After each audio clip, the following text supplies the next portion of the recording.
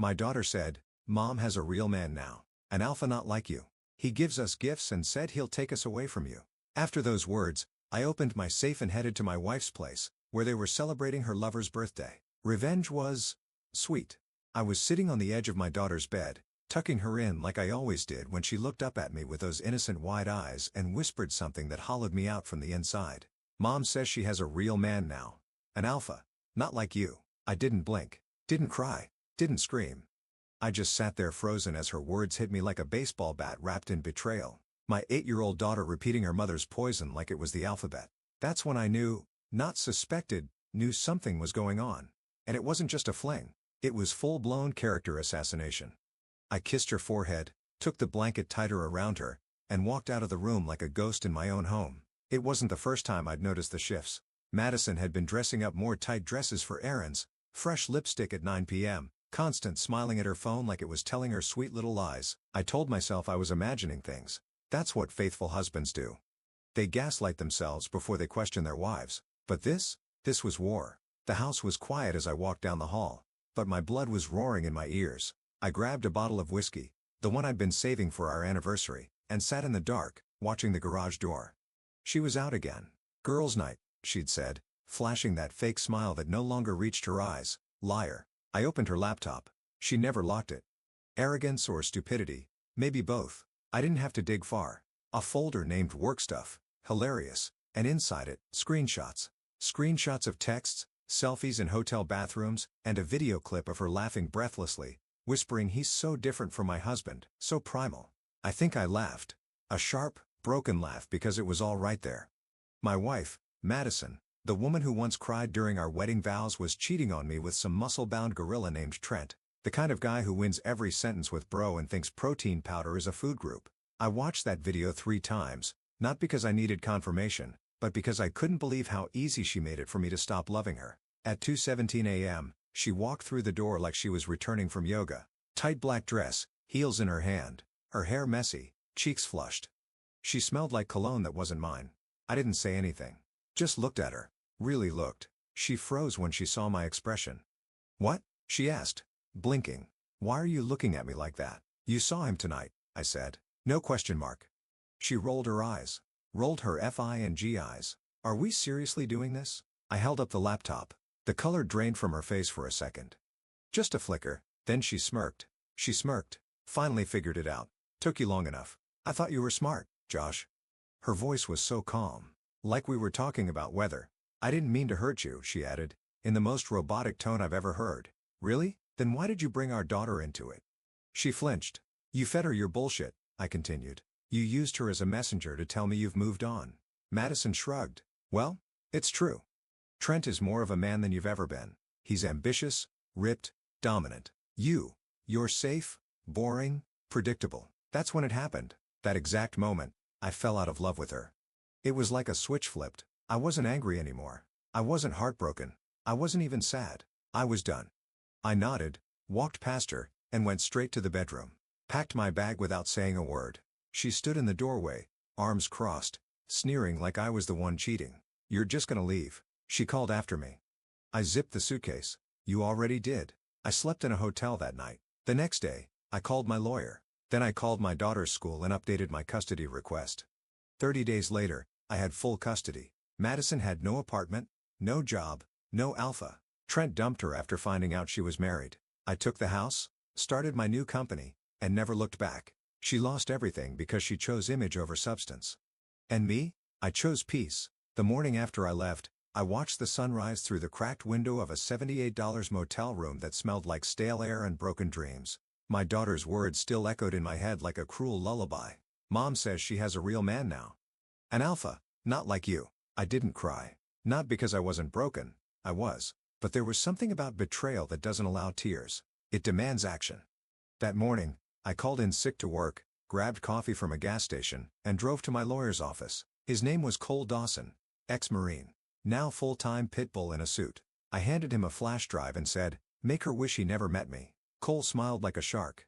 "You got it." Back at home, Madison texted me once. Just once. "So this is how you're handling it? Pathetic?" No apology. No guilt. No panic. Just pure arrogance. That told me everything I needed to know. She never thought I'd walk away. She assumed I'd beg, crawl, fight for her. She was wrong. While Cole worked on the custody paperwork, I started gathering everything I needed to rebuild my life. But more importantly, to protect my daughter, Claire, 8 years old. Innocent. Confused. She deserved peace. She didn't ask to be born into a mess. That weekend, I drove back to the house to grab more of my things. Madison wasn't home. The place was already different. Her perfume still lingered in the air like a ghost. Our wedding photo was gone from the hallway wall, replaced by a canvas print of a lion. Subtle. I opened her closet out of habit. Half of her clothes were missing. And on the floor, a pair of men's boots, size 12, not mine. In the kitchen, I found a bottle of champagne chilling in the fridge and 2 half-eaten containers of takeout sushi, her favorite. She was celebrating. I opened the dishwasher. 2 wine glasses, lipstick smudges on one, a smear of something that looked like chocolate on the other. The visual hit harder than I expected. I wasn't mad that she was with someone else. I was mad that she was comfortable doing it under the same roof where we raised our daughter, the same roof I once bled for to pay the mortgage. But the real twist came 2 days later. Cole called me with an update. "You're not gonna believe this, Joshua, her boyfriend, Trent Jacobs, the guy you saw in those messages. Yeah. He's married with 2 kids, and his wife just filed for separation after finding the same videos on his burner phone." My mouth went dry. Wait, how did she get the videos? Apparently, he was dumb enough to back them up to his iCloud. Wife had full access. "She's coming after him hard, and she wants to talk to you." I didn't know whether to laugh or vomit. Madison had bragged about landing an alpha, but all she really got was a midlife crisis wrapped in protein powder and lies. They both deserved each other. I met Trent's wife, Julia, at a coffee shop 3 days later. She looked tired, like someone who hadn't slept in weeks, but her voice was strong. "He told me I was crazy," she said. "Said I was insecure. Gaslit me for months. I knew there was someone else, but I didn't know it was a married woman." "Your wife?" I nodded. "She played the same game with me."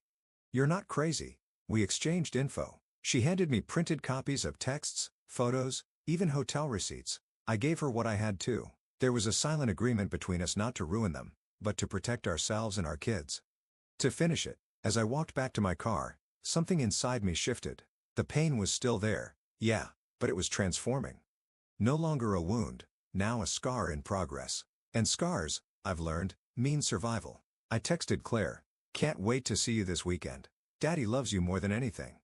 Because in the middle of the wreckage, I still had one thing Madison couldn't corrupt. My daughter. It was a Tuesday when I finally stood face to face with Madison again. Not in a courtroom. Not through texts. Not in a dream where I imagined saying everything I never had the guts to say. No, this was real. Flesh and blood. And she still wore that smug little look on her face like she held the winning hand. I had arranged a neutral location, a park near our old neighborhood. Claire was with my sister for the evening. Madison arrived 20 minutes late, walking like she owned the damn planet. Tight jeans, sunglasses, phone glued to her hand. She didn't even say hello. "Let's get this over with," she muttered, sliding into the seat across from me. I stared at her for a moment. This was the woman I'd once shared a life with: vacations, holidays, a child, and now she felt like a stranger with my last name. "You lied to me," I said simply. "For months, maybe years." She rolled her eyes. "Oh, please don't act like some helpless victim. You cheated on me." And she leaned back, crossing her arms. "We both know our marriage was over a long time ago. You were just too afraid to admit it." I was committed. I stayed. I showed up. You didn't. Her lips curled into something like a smirk. "You showed up physically, sure. Emotionally? You were a ghost. You buried yourself in work, routines, and Claire. I needed more." "So you found it in a married gym rat with 2 kids? Madison shrugged. "Trent made me feel alive. Like a woman. Not just some suburban housewife wiping peanut butter off countertops while you sat on the couch zoning out." Her words were venom-coated. I could feel my jaw clenching, hands tightening into fists on the picnic table. But I didn't raise my voice. I wouldn't give her that satisfaction. "You used Claire as a weapon," I said slowly. "Told her things no child should ever hear. That I'm not a real man. That you found someone better." Madison's face flickered with something: guilt, maybe. But it disappeared as fast as it came. "She asked questions," she said coolly. I answered. "You manipulated her. She deserves the truth." "No," I snapped. "She deserves parents who don't poison her against each other for their own ego trips." There was a pause. Then she laughed like a genuine, unbothered laugh. "God, you always made everything so dramatic. This is why I needed Trent. He didn't take life so seriously." "Is that why he cheated on his wife too? Because life's a joke to him?" Her smile froze. Yeah. Julia and I talked, I continued. She gave me everything. Your texts, your hotel bookings, even the photo of you wearing the red dress I bought you in bed with him. Madison blinked. Her composure cracked for a second, but she covered it up quickly, flipping her hair back like none of this mattered. Congratulations. Want a medal? No. I want you to understand something. I leaned in. You think this is still a game? You think I'm going to crawl back, or beg, or break? I'm not. This isn't a soap opera. It's real life, and you're losing everything. She snorted. I'm not losing anything. You already have. I stood up. She stayed sitting, arms crossed like a sulking teenager. For what it's worth, I said, I really did love you. Even when you didn't deserve it. Even when you stopped trying. But I'm done loving someone who spits on loyalty and calls it liberation. She didn't reply. As I turned and walked away, the wind picked up, carrying the scent of the grass, the distant laughter of kids playing nearby. It felt like closure, even though I knew this wasn't the end yet, not by a long shot, but something had shifted. She wasn't my wife anymore. She was just a woman I used to know. And now, she was finally powerless. The days that followed that confrontation were strange. There was no screaming match. No begging. No apologies. Just silence. A vacuum of emotion where love used to live. Madison didn't call, didn't text, didn't even ask about Claire. And that told me everything I needed to know. I had been married to a selfish shadow, not a wife. Claire, bless her heart, tried to act like everything was normal. She drew me pictures, told me about school, and asked if I'd ever seen a rainbow with two ends. I smiled, tucked her in every night, and kissed her forehead like it was the only ritual keeping me from crumbling. But at night, when the lights were off and the house was quiet, it hit me hard. Not just the betrayal, the humiliation. Madison hadn't just cheated, she'd mocked me, replaced me, compared me, and worst of all, used our daughter as her megaphone. I remember sitting on the couch at 1 a.m., staring at my reflection in the dark TV screen. I looked empty, like someone who'd been robbed of his foundation and was still pretending there was ground beneath him.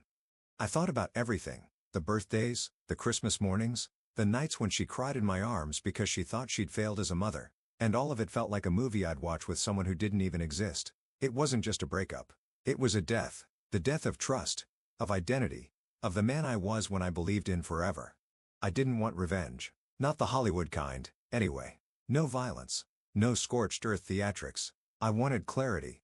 I wanted to know why. And the problem is people like Madison never give real answers. Just recycled nonsense and Instagram quotes about self-growth and deserving more. That Friday, I got a call from her sister, Amber. We'd always gotten along. She was the only one from Madison's family who actually seemed to have a soul. I'm sorry, Amber said. I had no idea she was doing all this. It's not your fault, I replied. But thanks.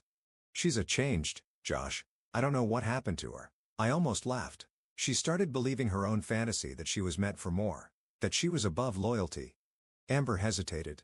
She told me she was going to move in with Trent, but I guess that fell apart. It did. His wife kicked him out. Took the kids, and from what I hear, he ghosted Madison after that. Amber sighed. She's not doing great. Good, I thought. But I didn't say it. Instead, I asked, did she ever regret anything? Say anything about Claire? There was a pause, a long one. She said Claire would understand one day, Amber said quietly. She thinks being with Trent was her truth. I felt my stomach turn her truth as if betrayal was some spiritual calling. After we hung up, I poured myself a glass of whiskey and went out to the back porch. The night was cold. Still, I looked up at the stars and realized something. I wasn't angry anymore. I was disgusted, not just with her, but with the version of myself that tolerated so much for so long. The version that made excuses, accepted crumbs, and believed that love meant staying silent while someone slowly dismantled your soul. No more. Claire deserved better. I deserved better. So I made a list. A real one. On paper. Finalize custody papers. Remove Madison from all joint accounts. Transfer the house deed. Launch my new LLC. Therapy, not for the pain, but for the scars. And most of all, never allow someone to treat me like I'm disposable again. I folded that list, tucked it in my wallet, and went back inside. Madison might have broken the man I was, but the man I was becoming, she wouldn't even recognize him. It was a rainy Wednesday afternoon when I got the email. Not from Madison. Not from her lawyer. From the landlord of the apartment complex where she had moved in after our separation. Subject, urgent payment default and tenant conflict. I opened it expecting a clerical mistake or misdirected notice, but no. It was very much addressed to me. Apparently, Madison had used my name and credit on the lease agreement when she couldn't qualify on her own. The woman torched our marriage and still expected my signature to be her safety net. I called the number in the email. Yeah, the building manager confirmed. She stopped paying rent last month. We've tried contacting her, but she just keeps saying her husband would take care of it. I laughed. I'm not her husband. Not anymore. Well, if this isn't resolved within 10 days, he said, it'll go on your credit, not hers. My hand tightened around the phone. Send me the lease. I'll forward it to my attorney. She forged my name. And just like that, Madison added fraud to her resume. But things didn't stop there. That weekend, I got a message from one of her old friends, Jessica. We hadn't spoken in years, but she'd always been decent. Straight shooter. She sent one sentence and a photo. She's at it again. This time with a guy named Brian. Married. Father of 3. The photo showed Madison sitting in the passenger seat of a black Escalade. Legs crossed, sunglasses on, laughing like nothing could touch her. Brian's hand was on her thigh, his wedding ring clearly visible. She didn't learn. She didn't care. It wasn't about love. It never was. It was about power, control, the high of knowing someone else's life could orbit around her even temporarily. I should have felt rage, but I didn't. I felt something worse. Pity. Madison wasn't living. She was spiraling with a fresh coat of lipstick. Her alpha had dumped her. Her reputation was rotting. Her daughter didn't want to FaceTime her anymore. Not after the last call where Madison called me weak in front of Claire and Claire just hung up. Even Amber stopped defending her. She sent me a message after seeing Madison's latest stunt. I've tried. I really have, but she's unreachable. You're better off. And yet, through all of this, Madison still hadn't reached out. No apology. No attempt to fix anything. She built her castle on lies, and now that it was burning, she'd rather pretend it was fireworks than admit she lit the match. Claire asked me one night as I brushed her hair, "Daddy, why doesn't Mommy come see me anymore?" That hit harder than any betrayal ever could. I swallowed the lump in my throat and said, "Sometimes, grown-ups make choices they don't understand until it's too late, but I will always be here. Always." She hugged me tight, that small, warm grip of a child who just wanted stability, something Madison never truly gave her. The next day, I filed for full custody. My lawyer, Cole, didn't even blink. "She's digging her own grave," he said. "This won't be a fight. It'll be paperwork." By the end of the week, I had temporary custody granted by the court. Madison didn't even show up to the hearing, probably too busy chasing her next real man. I started to feel something I hadn't in months. Peace. Not happiness. Not yet. But silence. Stillness. No drama. No mind games. No half-truths dressed as confessions. I dropped Claire off at school that Friday, kissed her goodbye, and watched her run into the building with her little backpack bouncing behind her. And for the first time since everything fell apart, I looked up at the sky and didn't feel like it was collapsing. It was clearing. She had lost everything because she chose image over substance. And me? I was finally choosing me. The first Saturday morning without drama felt foreign. No accusations. No secrets being whispered behind locked bathroom doors. No waiting for the garage door to creak open at 2 a.m., wondering whose scent she'd bring home this time. Just me, Claire, and a quiet kitchen filled with the smell of pancakes and orange juice. I was washing dishes when I got a text. Unknown number. "You've made your point. You happy now?" I didn't reply. 5 minutes later, another. "I lost my job. My car's gone. I'm being evicted. This is what you wanted, isn't it? Full custody. The house. Everything." Still, I didn't answer because I knew what this was. Madison wasn't apologizing. She wasn't owning her actions. She was deflecting, turning her collapse into my fault. Classic. I turned off my phone and went back to making pancakes with Claire. She was wearing one of my old t-shirts like a dress, flipping batter with a concentration I hadn't seen in weeks. "You're doing great," I told her. She beamed. "Better than Mommy?" I paused. "You're doing great because you care." She smiled again, and for a moment, that was enough. Later that night, after Claire fell asleep during a movie, I turned my phone back on. 10 messages, all from Madison. The last one was a voice note. I played it once through headphones. Her voice was slurred, crying or drunk, maybe both. "You ruined me, Joshua, you really did. All because I wanted something different. Was that so wrong? You could have just let me go and left it alone, but no. You had to win." Win? That's how she saw it. Like this was some competition and not the shrapnel of a life she blew apart. I deleted the messages, blocked the number. She'd finally hit rock bottom and still couldn't admit she jumped head first. The next week brought another shift. Cole called. Her lawyer finally reached out. They want to discuss terms.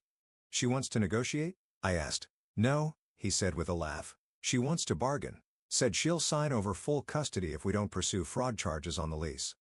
Also wants visitation whenever she's back on her feet. I leaned back in my chair. What do you recommend? Take it, he said. Claire's better off with you.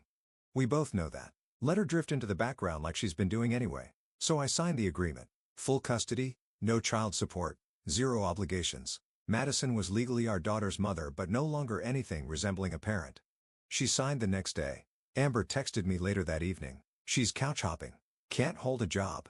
Spends more time crying than anything else. I don't know who she is anymore. I did. She was the mask she wore. Once it slipped, there was nothing underneath but performance and panic. The house, once filled with tension and footsteps at odd hours, became something else entirely home. I replaced her paintings with Claire's drawings, donated the throw pillows she insisted on that no one ever used, deleted her playlist from the Bluetooth speaker, put my name on the deed, officially. There was a calm that came not from forgetting the past, but from reclaiming my space, reclaiming me. I started running again. Not from something, but towards something. Not from the pain, but through it, and every mile reminded me this isn't survival anymore. This is rebirth. The woman who once called me weak, boring, replaceable? She was now a ghost I didn't fear anymore because I'd stopped chasing closure and started chasing peace. Peace changes a man, not overnight, not like a movie montage where the guy shaves his beard, hits the gym, and suddenly becomes whole again. No. Real peace comes in fragments, quiet mornings, steady routines, little wins that rebuild a broken soul like bricks after a storm. I wasn't the same Josh who sat in that motel months ago. Heart cracked in silence. I was lighter, sharper, and for the first time in years, I felt like I wasn't pretending to be okay. I was. Claire noticed it too. She smiled more, laughed longer, stopped asking when her mom was coming back. Instead, she asked if we could adopt a dog. We did. A goofy little golden retriever named Moose who chewed everything and loved unconditionally. Madison would have hated him too loud, too messy, too needy. Claire adored him. One night, while we were all curled up watching a movie, Claire turned to me out of nowhere. Daddy? Yeah, baby. Do you think Mommy ever really loved us? I paused, heart clenching. She loved us the way she knew how, I said slowly. But sometimes people confuse love with attention or excitement or needing to be seen. Claire thought about that for a second. But you love me the real way, right? I kissed the top of her head with everything I've got. She didn't ask about her mother again. Meanwhile, I focused on the business I'd launched during the storm. What started as a consulting hustle on LinkedIn had grown into a full-fledged operation. 5 employees, dozens of clients, and enough income to never look back. I named it Substance Consulting. Felt fitting. One afternoon, while reviewing invoices in the office, I got an email from Madison. Subject line, no drama, just one thing. I almost deleted it on instinct, but curiosity cracked me. She'd written, "You don't have to respond. I just needed to say this. I thought I was chasing freedom, but all I really did was run from responsibility. You were boring because you were stable. Predictable because you were dependable. I called you weak because I felt small. I don't expect forgiveness, but I wanted you to know you were the strong one all along."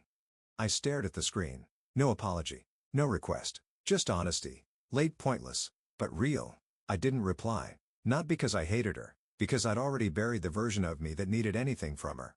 She had picked image. I had become substance. That weekend, Claire and I went on a small trip to the mountains. No Wi-Fi, no distractions, just firewood, fresh air, and a little girl who'd survived more than most adults ever will and still woke up smiling.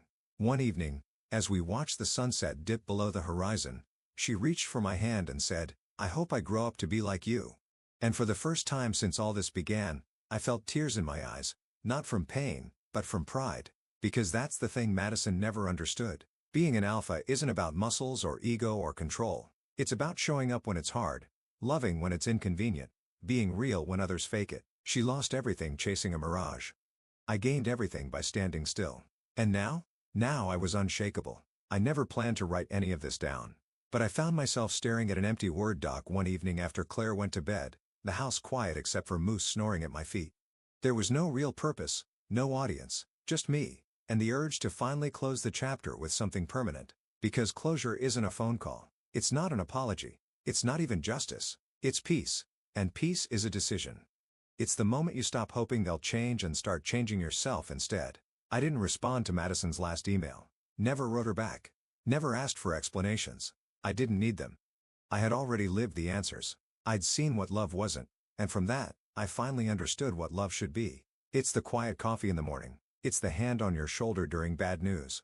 It's pancakes with your daughter. It's showing up day after day, even when no one's watching. She called that boring. But boring is just what the selfish call stability when they're addicted to chaos. I learned that when someone shows you they're willing to burn everything down for attention, you don't offer them water. You hand them the match and walk away. Madison? She kept spiraling. Amber told me she tried getting back with Trent. He ghosted her. Then there was Brian, the married guy with 3 kids that ended in court drama. She bounced from couch to couch, burning every bridge like she'd never need to cross one again. And maybe that's her fate, to keep chasing adrenaline until it spits her out in the dark again. Me? I kept building. Claire started therapy not because she was broken but because she deserved tools. She talked about her mom less and less and more about dogs and stars and her new dream of becoming a vet. She was healing. So was I. I dated a little. Nothing serious. Just coffee dates, a few dinners. But the difference was staggering. I no longer felt the need to impress someone into loving me. I wasn't performing anymore. I was just me. And that was enough. One Sunday, Claire and I were walking through a park when she stopped and pointed to a couple holding hands near the fountain. "Do you think you'll ever love someone like that again?" she asked. I looked at her, all freckles and wild ponytail and curiosity, and I smiled. "Maybe," I said, "but only if she loves you too." She grinned. "Deal." Sometimes, I still get flashbacks. Not the good ones, the lies, the look in Madison's eyes when she shrugged off her betrayal like it was casual. Like it didn't matter. Like I didn't matter. But they passed because I survived the worst thing she ever did to me. And I came out stronger, sharper, and more present than I ever was with her. This story, my story, isn't about revenge. It's about resurrection. She tried to bury me in doubt and blame and manipulation, but she forgot that some men don't stay down. Some men rise. So if you're reading this and you've been cheated on, gaslit, replaced, made to feel like you were never enough, hear me. You are enough. You always were. You just loved the wrong person too long. Now it's your turn to pack your bags, to find your peace, to disappear from the wreckage and rebuild from the ashes.